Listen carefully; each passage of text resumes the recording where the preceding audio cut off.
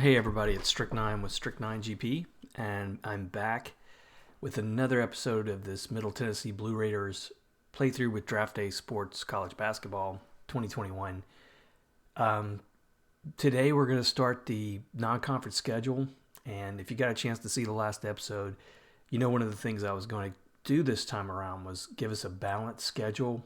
Well, since the last episode, we've got the schedule released, and it's, I guess you would call it balanced, but it's going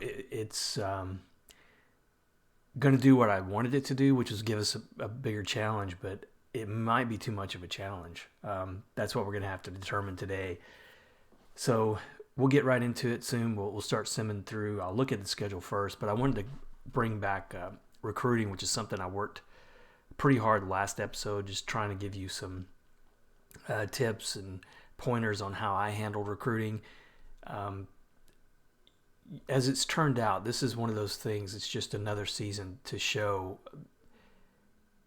recruiting is hard. It is so difficult. And after coming off last season, we had 4 good recruits. We were top 40 recruiting class in the country. This year has just been a nightmare, really. We've only got 1 open scholarship. We need a center. If you look at the roster, what we're going to be dealing with next year, Dunkley hopefully will stay. I know he was redshirted last year.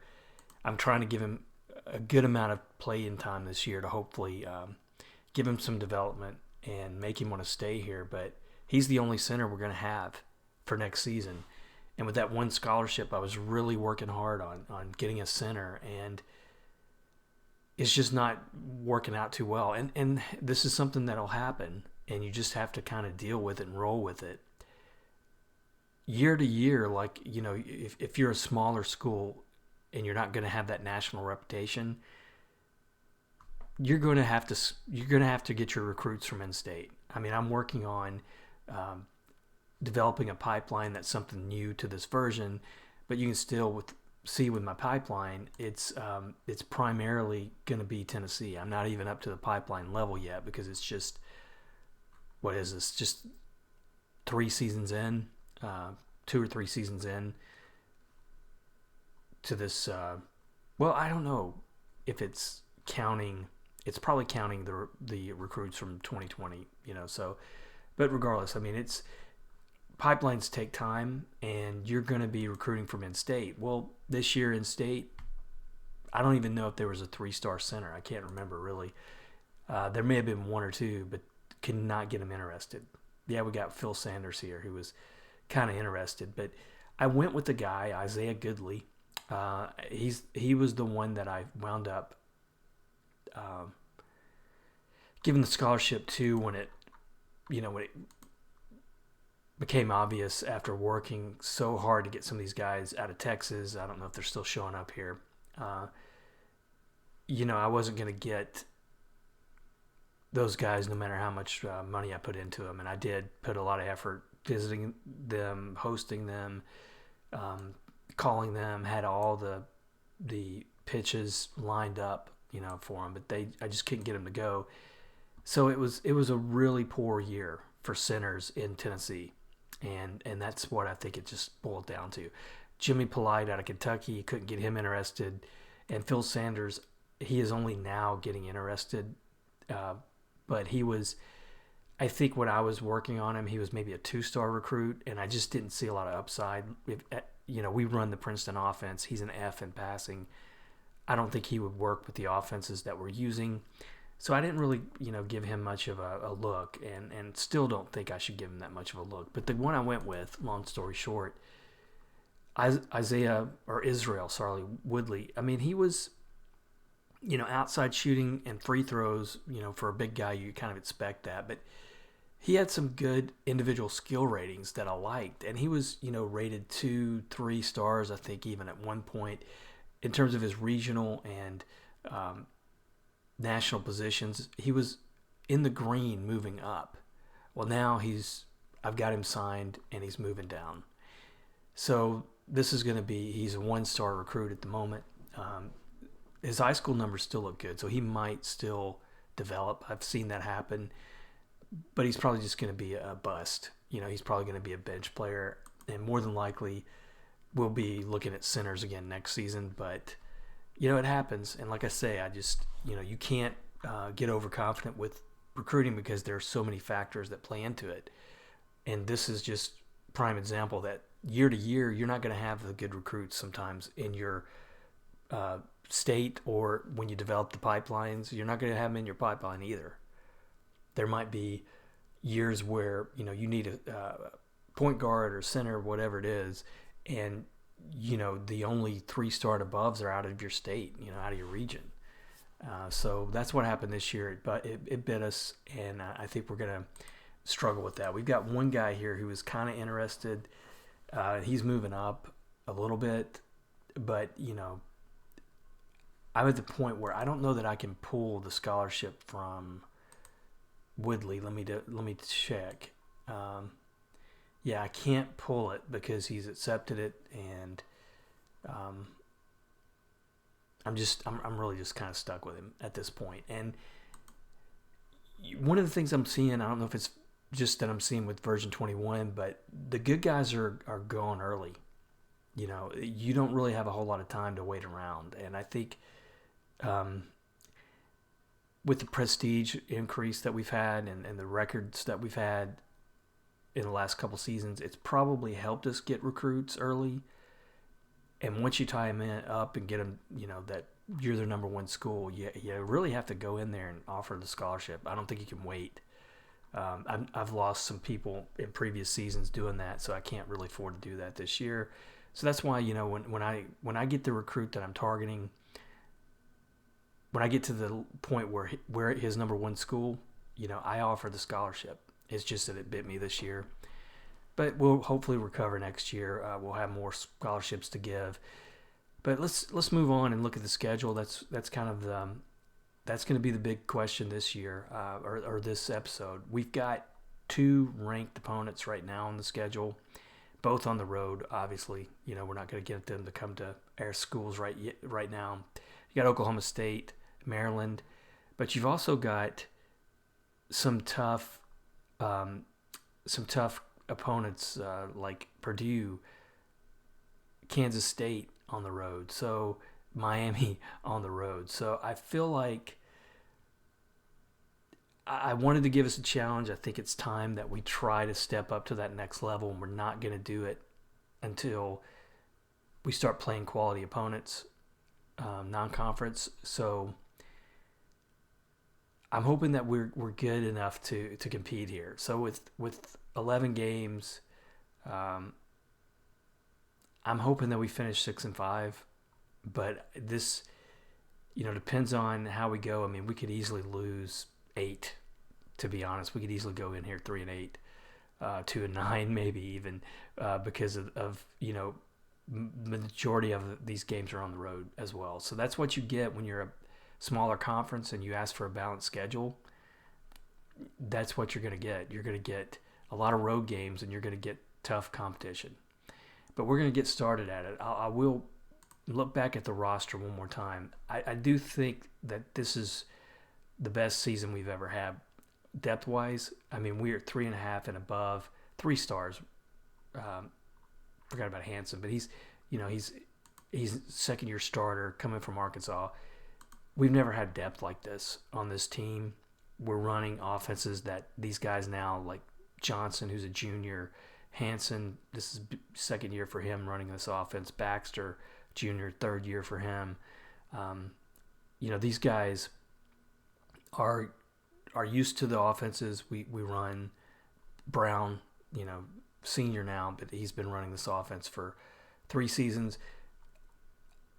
If we're ever going to make that jump in terms of the better quality non-conference opponents, this I think is the year to do it. So let's go ahead and get started. I think we're queued up already for our first game. It's going to be Merrimack at home. Hopefully we don't really lose this first game. I've had some issues though in the past, regardless of the schedule, and the quality of the competition. Jumping out early with a stupid loss. So hopefully this is not going to happen. still dealing with that issue there. And we win, but not by much, 70-63. Still dealing with that issue with some of the menus not loading sometimes. So no surprise here, Johnson, leading scorer, probably player of the game. We shot poorly. We had a poor shooting performance here. I don't know if they had a good defense. They got McSwain, center. He doesn't look too great. Yeah, I mean, they don't look like their top players there, scoring-wise anyway, are not all that great. We just had a rough shooting, and it was Johnson. 5 of 19 three-pointers, 7 of 25 field goals, but he got 21 points. Baxter looked good here, 11 points. And Brown, his first start with us, I think, ever. Yeah, his first start with us. And he had a very poor game. 1.5 rebounds. Dunkley off the bench, didn't look too bad. Got to keep his relationships up there. Bench play was up and down. Walker got a lot of points. This is guy. He came to the team as a high recruit. He was top 5, I think, in one of the Memphis Hoop Summit. He's not.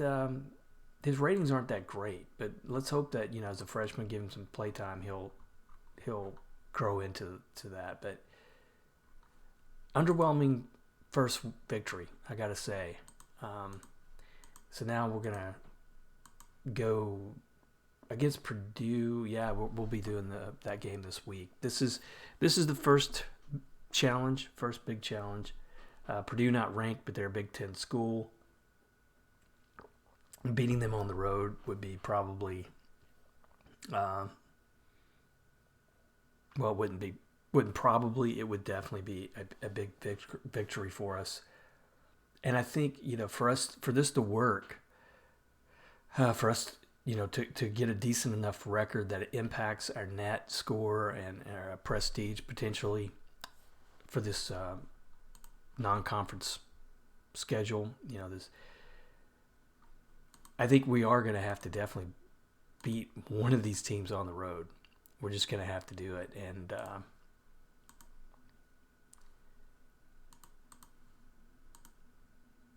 And we do.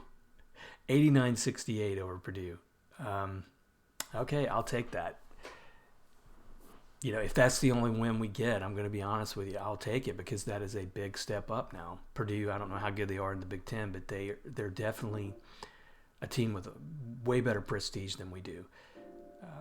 And Wilcox had a good game there, so he had a lot of development happen over the offseason. So we had a good shooting performance here, a little bit below 50, and we held them to below 40.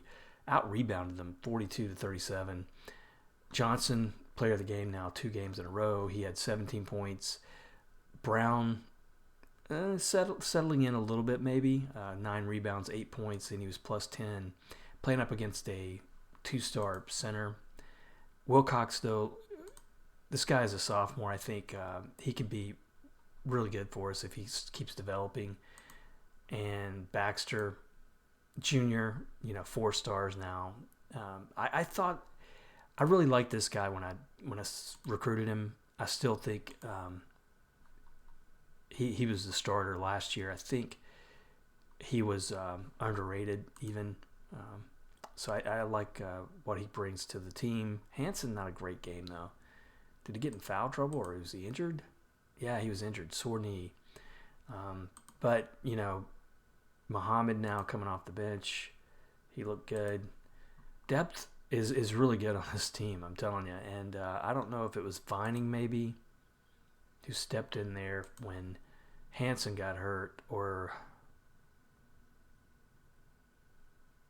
may have been Muhammad, but a good win, just a great win. If I look at the standings already, 2-0, our net is 13th.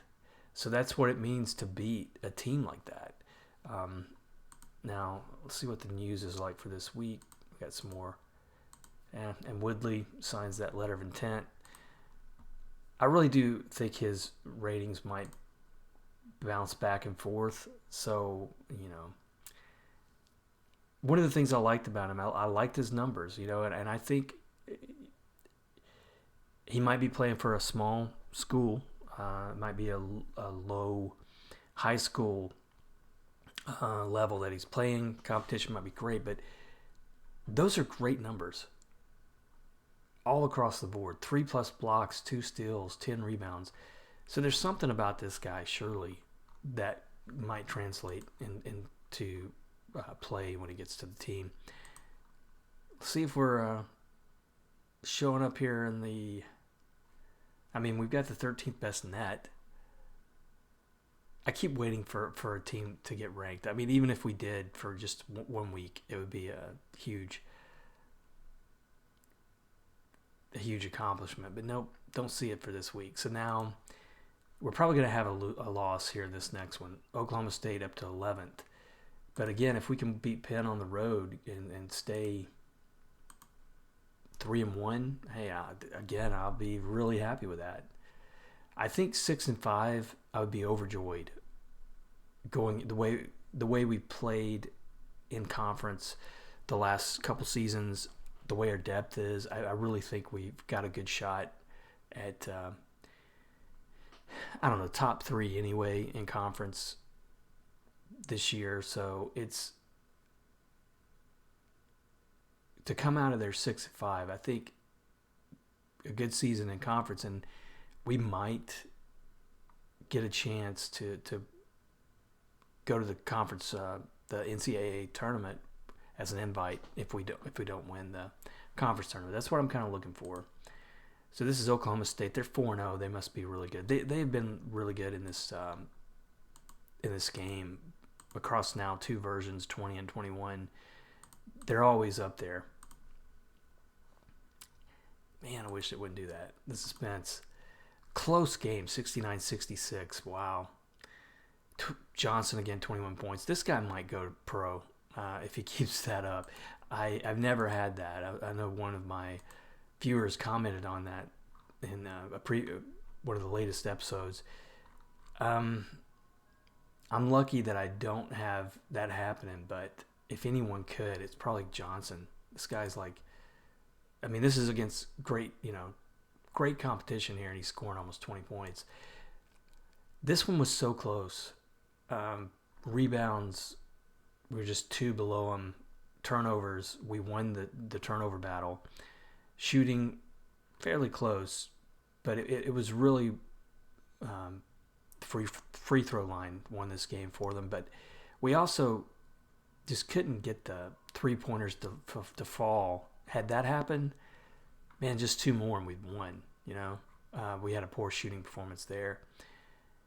Outside of Johnson, though, there's not much positives to take away from this one.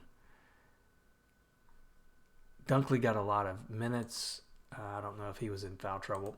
Brown's been underwhelming a little bit these first few games, but that was one of the things I always wondered about him and why I always went, even though the last season in particular, he was rated higher than Eschmeyer, who I'd gone with the starting center for the full 4 years he was there. Brown just might be a better player off the bench. I've seen that before in this game. I've seen it, you see it in real life, obviously. You're going to see it across all sports. Some guys are just better as a backup, and they bring more really to the team as a backup a lot of times. So now we're getting ready to play Pennsylvania. This is another one that could be a letdown. I hope not, but this is one of those games I've said time and time again. It's a road game we should win if we're going to compete at the next level. So let's hope that we do that here. We do. 77-57, we win comfortably. And I'm liking this right here, this line, because we've got guys other than Johnson involved. Keith Brown finally gets double digits in points. So we're up to 3-1. That's pretty cool. With that Purdue win, and net should still be fairly high because we're getting road wins. Yeah, so we're 13th in net. I don't expect us to show up here in the the rankings yet, but it's nice. Look at we're ahead of a lot of good teams there in that, but it's early. You've also got Tennessee State and who else? Robert Morris showing up there. We've got some more scouting. Maryland struggling. 1-3 with a net of 275. I don't think they'll be struggling by the time we play them. I want to check out the injuries too to make sure. Looks like Hansen is over his injury.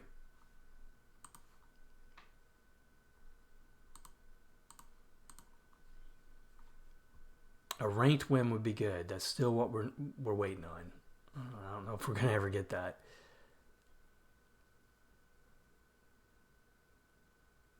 Now, I thought Maryland was one of the teams that we were going to face that was ranked. So it might not be that impressive of a game now, regardless of whether we win or lose, if they're coming in there with a bad record and low net. So the Vermont game was going to be at home, and then Kansas State, Maryland on the road. I would love to win 2 of these next 3. That would be obviously holding our own against Vermont and then winning 1 of 2 on the road here. So 83-68, pretty good win. We got Brown again back in there. In points, Dunkley 15, so good center play. And where is that again? Yeah, his first game. 40% shooting for them. They went to the free throw line a little bit more, but we had a good free throw shooting performance, 19-21. Turnovers were close. I mean, we just shot better, over 50%. Johnson, player of the game again. 14 points, 5 assists. So far, the turnovers looks like they're about where they have been. Let's see. 3 a game. Last year he had a tough time of that. Dunkley off the bench though looked really good. 15 points, 2 rebounds. Brown, starting to play a lot better. So that's good. Feeling good about him. Drexler off the bench, a guy I'm hoping as a freshman forward, I'm hoping that he gets some development here this year. Muhammad, same way, point guard. I'm hoping he gets some development and stays with us. I know he's got a 4-star potential. He definitely has a place after Johnson, I think, unless we get a better recruit next few years. All right, so now we got the Kansas State game coming up next. That's going to be a tough challenge. My guess is, these next 2 games, I'm guessing we're probably going to lose them. When I looked at the schedule, I thought that was the case. It really makes that Oklahoma State game so much bigger if we'd won that. I think we'd be ranked if we beat that team on the road. Kansas State coming in 3-2 probably. I don't expect them to get another game.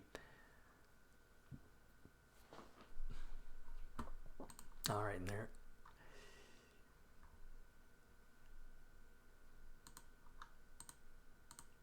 So our road record's 2-1. They've had their whole season's been at home so far. So gotta hit that twice, and they beat us easy. And we got a team incident to worry about. So 82-66. Not much in this one. Brown did have double digits in points, but we're just not. I still like that Purdue win for what it's worth, and I'm going to look at the schedule just to see Purdue. They're 4-1, so we're the only team that they lost to this year. Can't beat that. And the net for us is still 63, so it's going down now. That was a big loss. Let's see what the incident was.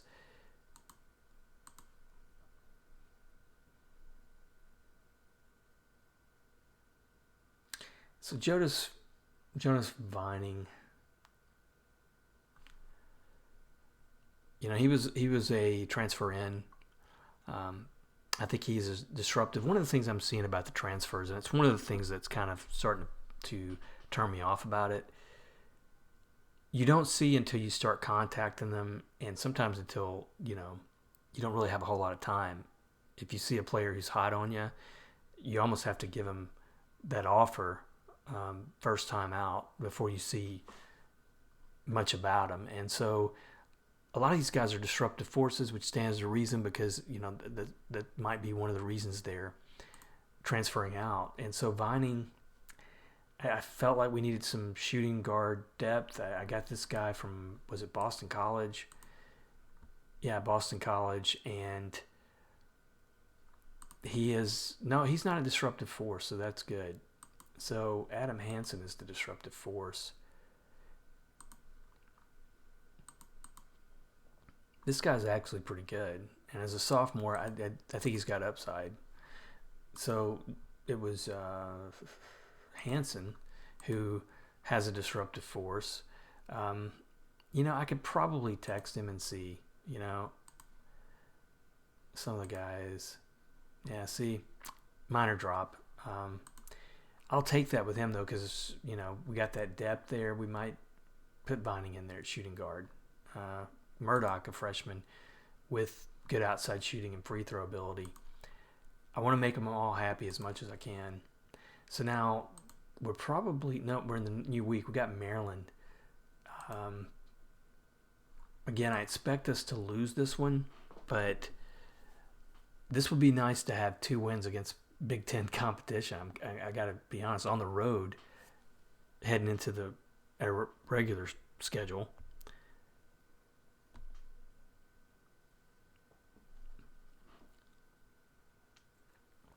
Gonzaga, they're not even ranked. Lose to Kentucky. Maryland has been one of these teams that, this game really likes Maryland. They are always rated highly, ranked high. I think they've maybe won at least one championship since I've been playing this game, going back to the 2020 version. Oh man, this would be such a nice win. Come on, let's sneak one in.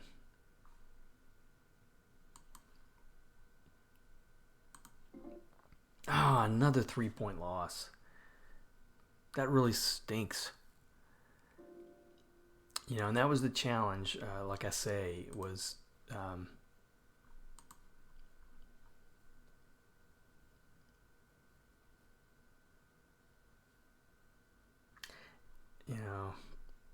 I'm just going to let that one fly. Let me get back to the game. It didn't work, trying to talk to him last time. I just want to look at the game here. Man, 2 3-point losses against really good competition. And it looks like here we were really competitive. It was just the free throws. My God. Brown, Johnson both fouled out early, it looks like. And so Dunkley had to get a lot of time. Muhammad had to get a lot of time because I guess Hansen wasn't in there. Well, no, he only had 2 fouls. Sorry. Johnson wasn't in there. Johnson's, worst game. Johnson is not, that I know of. Yeah, he's got a great attitude. Or, good attitude anyway. This is a stinker of a game, unfortunately. We just got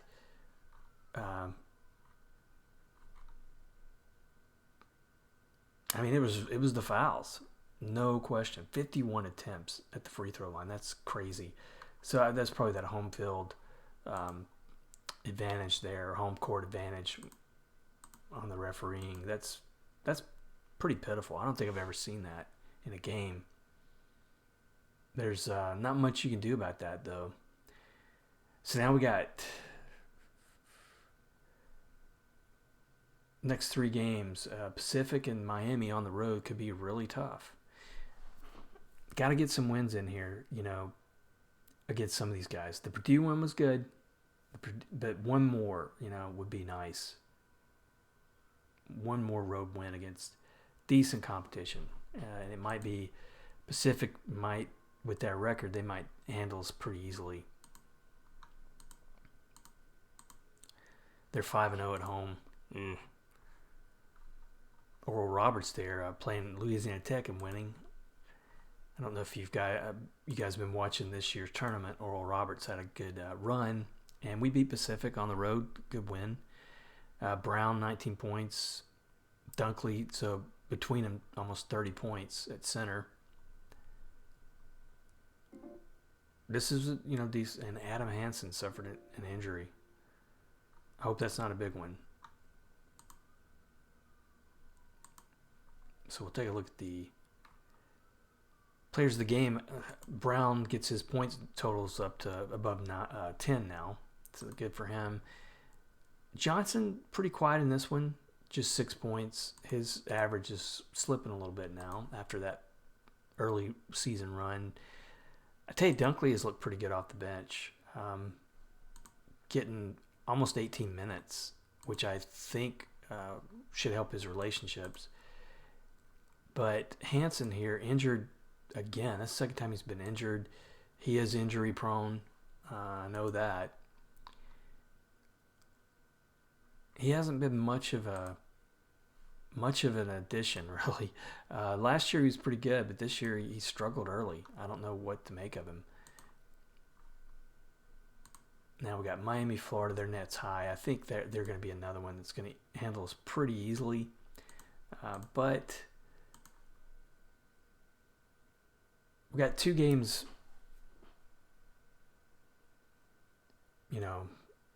Miami's kind of sandwiched between 2 games here that if we can somehow finish out 7-4, I think we're still in a better spot than we have been previously, if that's the case, when it comes to the net. And then if we, have a good conference season, at this point, the way we've done the last 2 years, that's 13 wins and above. But if we have, 11, 12 wins in conference, it's gonna help us. If we don't win the tournament, the conference tournament, we might be looking at NIT, but big win here against North Carolina Central, 95-67. Wow. Okay, this is going to be the highest point total I have seen probably from any of my players. So 95-67, Keith Brown, 37 points. He dominated. So he played up against a junior 2-star center. I don't know what the issue here was, but team-wise, we out-rebounded them, doubled them up in rebounds, they doubled us up in turnovers, fouls were even. We shot 60%, but it was all this guy, Keith Brown, 37.6 rebounds. That's the highest point total I've ever seen a player score. So after a slow start, he's decided to turn it on. I mean, you look at those first 3 games there, he was, not much involved in it. But since then, he has been on fire. That's unbelievable. Dunkel didn't get a whole lot of time, but he had 10 points. Dunkley, sorry. Walker looked good off the bench. Freshman point guard, I'm hoping to see develop. But, man, what a game. Hansen didn't see as much playing time with the injury. Vining was plus 27 off the bench, so that's good. This guy, he's a sophomore. He might be a good bet to compete for the starting role next year if he gets some good play time. Man, I am stunned. I want to look at the school info, or would it be under? It might be under the almanac, where you see like player records for this school.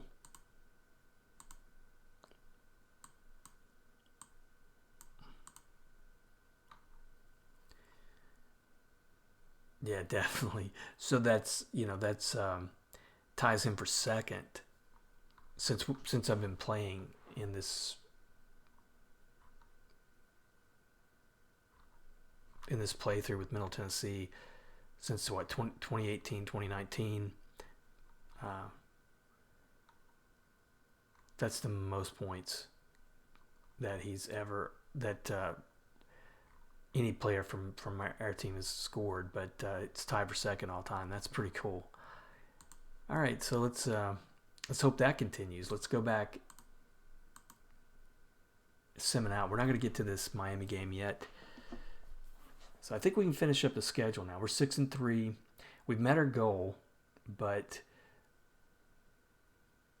we didn't get outside of Purdue. We didn't get the wins that I thought, hoped.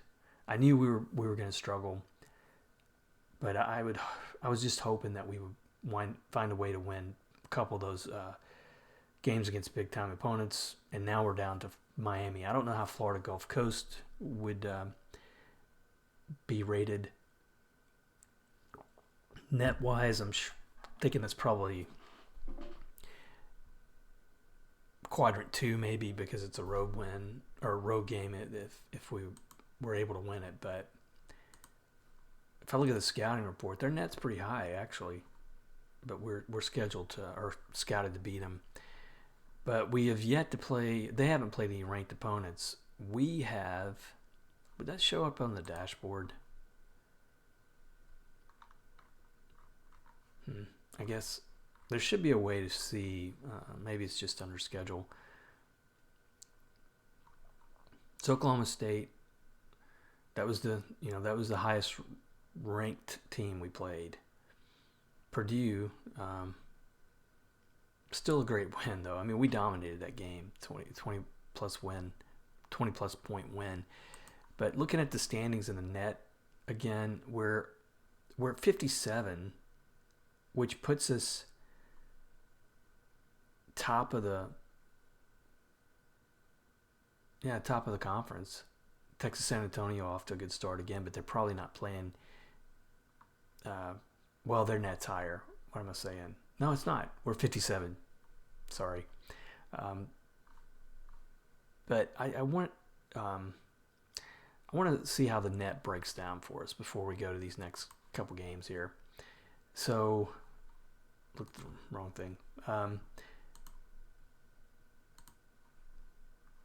Unfortunately, quadrant 1, we're just still not getting the wins. And Purdue, they put that Purdue one in the quadrant 3, which that's disappointing because we're not really getting much out of that. Then I guess Purdue is not playing a good schedule, and so they're not rated that highly. So now Miami, it really comes down to Miami if we want to salvage something from this tougher schedule. We need to beat them.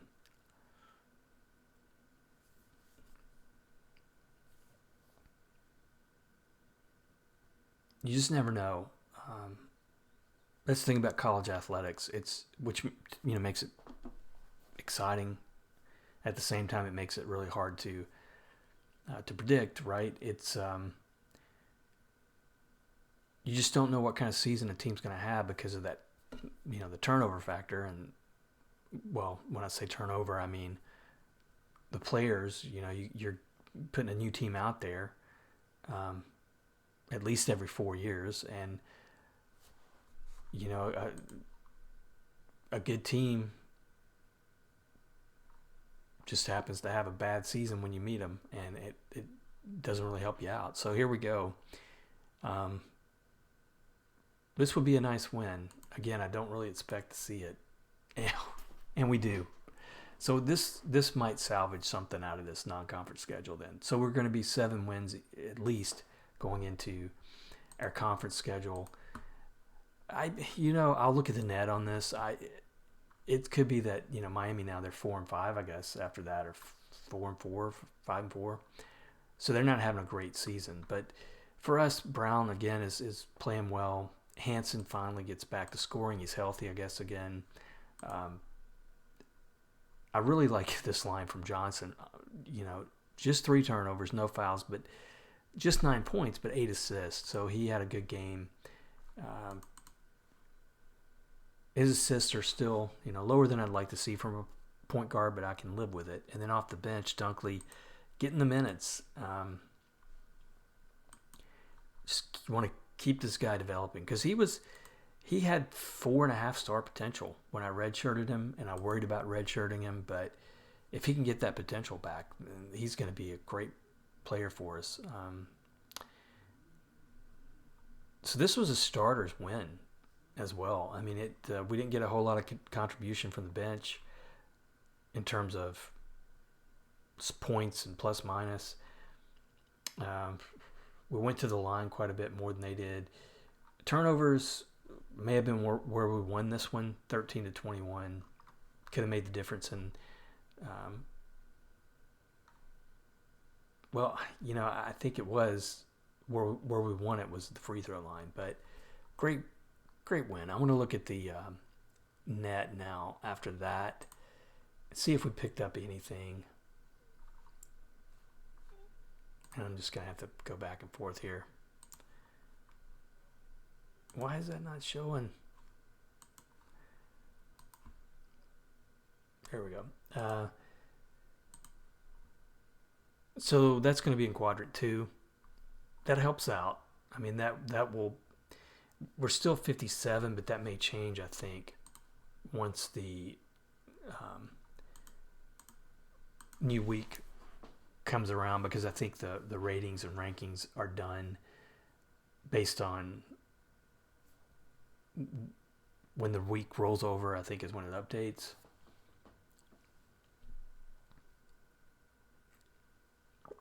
So at the moment, this is a better result than I expected or hoped for, really. I just wanted 6-5, and I wanted, one win against that kind of competition, but to get 2 against them, really nice. And the big thing now is we don't want to let down against Florida Gulf Coast. We want to go out winning here. Looking at how we're scouted too, we're scouted to beat Western Kentucky. So that's something I noticed that first season when we finally broke through 120 plus. That was the first time I noticed that we were scheduled to beat some of these guys, when in the previous 2 seasons we were scouted to lose against the worst non-conference competition out there. So looking at the standings now, our net is now up to 33. So that win did help with that. We want to make sure we keep winning here, though. We're still not going to show in the rankings, but we're up there pretty high. If we can maintain that and have a good conference schedule, conference season, we got a good chance. I mean, the goal is to improve the pet prestige year after year. I want to get us above 50 is the next target. We're not too far from that, so hopefully we just have a good season here and we'll do it. But this will be the last game we play, and then we'll end this episode hopefully on a win. Road games are still hard, so nothing's a gimme when it comes to the road games. And we're playing a team that's 6-6. I don't know what conference they're in. It might be Sun Belt, but it's probably competitive for us. It's probably not a pushover type conference. Hopefully we can maintain, squeak out a win, but they're 4-0 at home. I feel bad. I'm feeling iffy about this one. We should win. We do. 85-70. So good way to end it. Keith Brown, 22 points. I'm not seeing Johnson's name up there. So this, don't know what's happening to him. I hope he gets back to scoring when it comes to, he was a plus 11. He had a rough game here. I hope he gets back to scoring when we get into the conference. I mean, a 4-star point guard, he is one of the better players in that Conference USA. But look at that, 22 from Brown, his point total up to 14. He's probably one of the league leaders now after a slow start. Dunkley, once again, looked good off the bench. Just hope this guy keeps developing. I'd like to see him get back to where he was when we recruited him. Muhammad getting good play time. Good bench play here. Plus 17 from Murdoch, who freshman. I guess I recruited Murdoch. I liked his outside shooting, as shooting guard. So he might have a place on this team. But we won this one really easily. Had a good free throw shooting performance. Turnovers are huge. I've said that time and time again. But it's just, we had the advantage there, 10 turnovers to 12. We had we didn't really have the rebound advantage, but 68 attempts to their 51, that makes a huge difference. And I think turnovers will translate into that a little bit. So just a good way to end it. So now I want to finish this week out and see if that makes any kind of difference when it comes to the net and our how we're looking there. I'm feeling pretty good now about this season. We got the wins we needed with that tougher schedule. We have the kind of season that we've had the last two in the conference.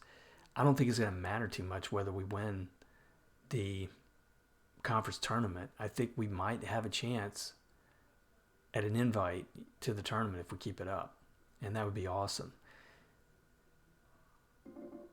My big thing is I just want to keep building this team's prestige so that, that's something that we can expect. I want us to be a program, like I don't know what's a good example. I keep thinking Gonzaga, but there was a time when Gonzaga was not on anybody's radar, right? So it would be nice to be a program like that just develops into this perennial powerhouse team, competitive team, if not powerhouse. But want to check the net and the standings. So our net is at 30, so that's really good. We're not going to be ranked necessarily, I don't think. But those are the kind of wins that if we can keep it up year over year, we might get there eventually with this team. But episode's getting a little long. Got through the non-conference schedule like I wanted to. So next episode, we'll start playing Conference USA teams, and hopefully this is going to be the year we just really own that league, own that conference. It'd be nice to see. Thanks for watching as always and supporting the channel. I will see you next episode.